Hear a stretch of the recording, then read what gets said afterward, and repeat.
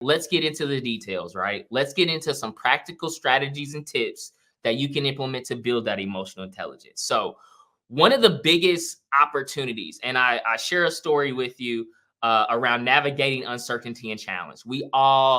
You look at the macro environment that we're in right now. We're in a political year in the United States. We continue to see maybe the R word recession in the United States. We see the global impact. There's a lot of macro factors that are affecting SMB businesses, affecting your career. You constantly see the different big organizations making layoffs and the pivots and the changes.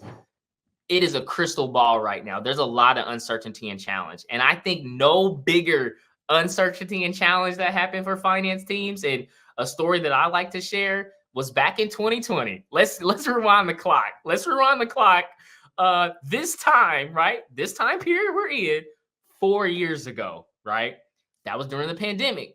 You talk about uncertainty, you talk about challenge, you talk about speed, you talk about being able to navigate that.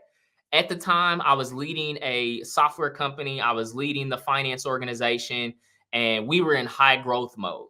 And when the pandemic happened, we were servicing our clients. We were selling a marketing technology tool that serviced retail and e-commerce businesses. That was our primary vertical. That was the 9-figure business that we were building. That was everything that we were focused on. And you see in the United States, I don't know everywhere else what it was happening, but things shut down. Everything was shut down. And I remember walking into the first leadership meeting when, mind you, our clients are retail and e-commerce. A lot of them have bricks and mortars location. A lot of them, that was everything from a revenue perspective in their business. And now things are closed, quickly having to pivot to e-commerce. There was so many changes. And I remember being tasked with an update. We had to make sure we course corrected and made sure that we had the cash flow, that made sure we had the people, made sure we had the value that we didn't know how long that was going to last, right? During the pandemic, I didn't know if this was going to be 2 months, 30 days, the whole rest of the year. Nobody had that insight, right? And one of the most difficult situations that I was tasked with in leading that finance organization was I had a directive to say, Chris, you need to be able to look at your headcount in your finance organization, and you may have to make some exiting decisions of some people, right? We need to make sure, ultimately, we need to make sure we're driving the cash flow that we need and the cash burn that we need to sustain however long this is going to go. And we were banking on that at a minimum, we were conservative on 12 months. At least the next year, this is how it was going to go. And that was what I was tasked with. That was the situation. And I remember being tasked with that and looking at my resources and looking at the head count. And I remember going and I took a pause, going back to what I mentioned earlier. And I said, Chris, this moment in time is going to be a key. This is the moment to define and to walk the walk and talk the talk of how people focus that you are in the organization. Like, this is it. And I remember being in that moment and said to myself, like, I get it from the business perspective, but the most important asset and the longest value that we're going to get right now is making sure we keep as many people employed as possible, right?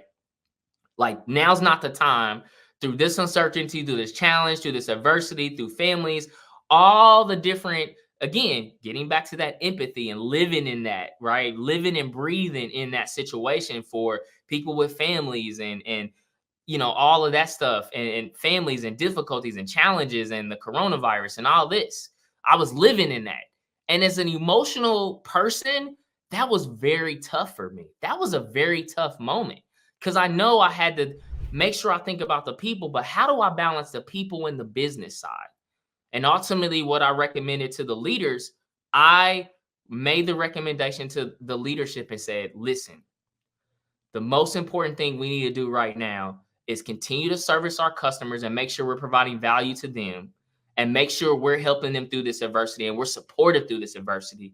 And we need to make sure we keep people here. We keep them impacted and valued inside of our organization. So my recommendation was for the leadership team to take cuts in our salaries, to forgo bonuses. I made sure from a financial perspective, I looked at every single piece of financial information that wouldn't affect people that we can trim down as much as possible. I know personally for myself, I took a 50% reduction in my salary. I forgoed all my bonus. I forgoed everything and said, I want to make sure all this money gets back and reinvested into our people, right? If it means that we have to sacrifice in the interim as leaders to make sure we're retaining our team, that's what we need to do.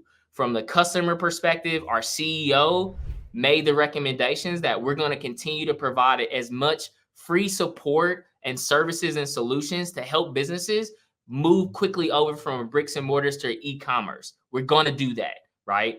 And we're not going to charge the customers for that. And that was a big thing. You got sales and marketing like, what?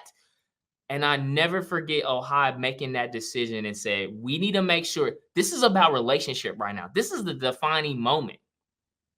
And with that understanding, right, we were able to keep our team. And also talk about another process we navigated the whole time, the PPP process, the Paychecks Protection Program. I don't even remember what it was.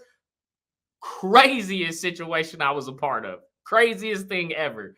But we were able to do that. So our initiative to make sure we kept people actually helped us from being part of that process, right? And ultimately, we kept people. And I remember the finance after the dust settled, after like things start opening back up in like May, June timeframe, right? I remember a staff member coming to me that was on my team and said, Chris, I can't even imagine how much stress, how much sacrifice, everything that you did to make sure that during this time we were able to keep our jobs and you were able to show up every day ready, able, and supportive of not only the team, but of our clients and of our business. And I commend you for that, right? Now, making those decisions, I wasn't looking for that, but that was like the biggest moment as a leader where I was just like, my heart felt so, I felt not only great as being a business leader, but more so than anything, as a leader and as a human going through that, that was the biggest moment for me, right? And there's no way I think I would have been able to navigate that or stand tall or be the kind of leader, the finance leader that I wanted to be if I didn't find ways to practically implement and master my emotional intelligence, right? So that's a really key insight and a very great situation in trying to go through.